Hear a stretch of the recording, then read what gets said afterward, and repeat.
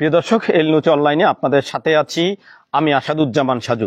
প্রিয় দর্শক, আপনাদেরকে জানিয়ে রাখি যে গতকাল অর্থাৎ বুধবার দিবাগত রাত্রে লালমনিরহাটের হাতীবান্ধা এবং কালীগঞ্জ উপজেলার বিভিন্ন গ্রামের উপর দিয়ে ঝড় বয়ে যায়। এই ঝড়ে বিশেষ করে মদাতি ইউনিয়নের যে ৫ নং ওয়ার্ডের গাগলার পার এলাকা আছে সেই এলাকায় শত শত বসত বাড়ি, শিক্ষা প্রতিষ্ঠান, মসজিদ, মাদ্রাসা কিন্তু লণ্ডভণ্ড হয়ে যায়। আমরা এই মুহূর্তে অবস্থান করছি এই গাগলার পার মানে মদাতি ইউনিয়নের ৫ নং ওয়ার্ডের যে গাগলার পাড়ের উত্তর পাড়া হযরত আবু বকর সিদ্দিক নুরানি হাফিজিয়া মাদ্রাসায়। আপনাদেরকে জানিয়ে রাখি যে গতকাল রাত্রে এই ভয়াবহ ঝড়ে কিন্তু একেবারে মাদ্রাসার যে ঘরটি রয়েছে সেই ঘরটি একেবারে লণ্ডভণ্ড হয়ে গেছে। আপনাকে জানিয়ে রাখি যে এই ঘরে প্রায় 120 জন বাচ্চা এবং শিক্ষকরা ছিলেন। এই ঝড়ে এই ঘরের উপর যখন একটি ঝড়ে গাছ ভেঙে যায় তখন কিন্তু এই ঘরটি ভেঙে যায়। এতে বাচ্চারা কিন্তু একেবারে আতঙ্কিত হয়ে পড়ে এবং বাচ্চাদেরকে আমরা খবর পেয়েছি যে 2 জন শিক্ষক এবং একজন শিক্ষার্থী গুরুতর অসুস্থ হয়েছে। আপনাদেরকে যদি দেখাই এই বাচ্চারাই কিন্তু এই ঘরে ছিল। হয়তো সৃষ্টিকর্তার অশেষ মেহেরবানিতে তারা অনেকেই প্রাণে বেঁচে গেছে, হয়তো প্রাণহানির মতো ঘটনা ঘটেনি। আপনাদেরকে যদি আবারও একটু মাদ্রাসার দিকে তাকাই যে একেবারে ঝড়ে কিন্তু লণ্ডভণ্ড হয়ে গেছে পুরো মাদ্রাসা।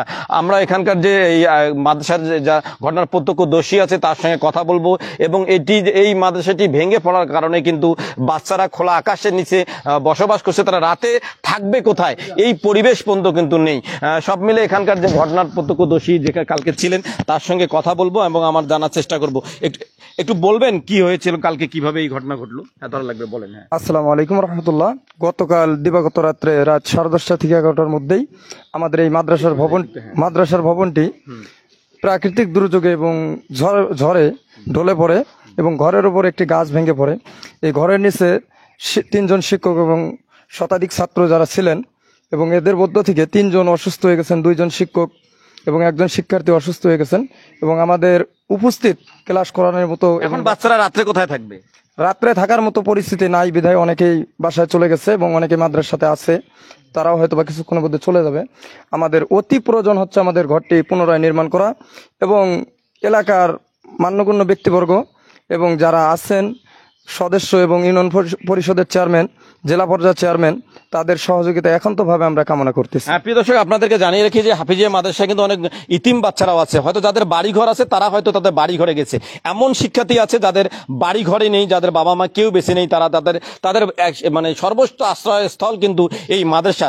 তারা রাতে কোথায় থাকবে সেই পরিবেশটি নেই। অর্থাৎ আপনাদেরকে আবারও জানিয়ে রাখি আজ রাতের এই ভয়াবহ ঝড়ে লালমনিরহাটের হাতীবান্ধা এবং কালীগঞ্জ উপজেলার অনেক গ্রামের কিন্তু শত শত বাড়িঘর ভেঙে গেছে। তার মধ্যে মদাতি ইউনিয়নের ৫ নং ওয়ার্ডের গাগলার পাড়া উত্তর পাড়ার যে হযরত আবু বকর সিদ্দিক নুরানি হাফিজিয়া মাদ্রাসা আছে সেই মাদ্রাসার ঘরটি কিন্তু একেবারে ভেঙে যায়। এতে শতাধিক বাচ্চা কিন্তু প্রাণে রক্ষা পায়। তারপরও 2 জন শিক্ষক এবং একজন শিক্ষার্থী গুরুতর আহত হয়েছে, তাদের চিকিৎসা করা হচ্ছে। আমরা এই মাদ্রাসার যে পরিচালক সেই পরিচালকের সঙ্গে একটু আমরা কথা বলার চেষ্টা করব এবং এই পরবর্তী মতামত জানার চেষ্টা করব। বলেন। আসসালামু আলাইকুম রহমতুল্লাহ। প্রিয় দর্শক, আমরা এই প্রতিষ্ঠানটিকে নিয়ে এখন এই বাচ্চাদের ক্লাস করার অসুবিধা এবং বাচ্চাদের থাকা খানার মতো কোনো ব্যবস্থা না থাকায় বাচ্চাদেরকে আজকে মাদ্রাসা ছুটি দেওয়া হবে এবং এই ঘরটি দ্রুত নির্মাণ করার জন্য আর্থিক সহযোগিতা এবং দোয়ার প্রয়োজন। এই জন্য প্রিয় দেশবাসী এবং স্থানীয় যারা নেতৃবৃন্দ আছে, আমাদের মদাতি ইউনিয়নের চেয়ারম্যান এবং ডাওয়াবাড়ি ইউনিয়নের চেয়ারম্যান, পাশাপাশি আমাদের জেলা চেয়ারম্যান এবং উপজেলা চেয়ারম্যান, আমাদের এমপি মহোদয়, সকলেরই সুদৃষ্টি কামনা করছি।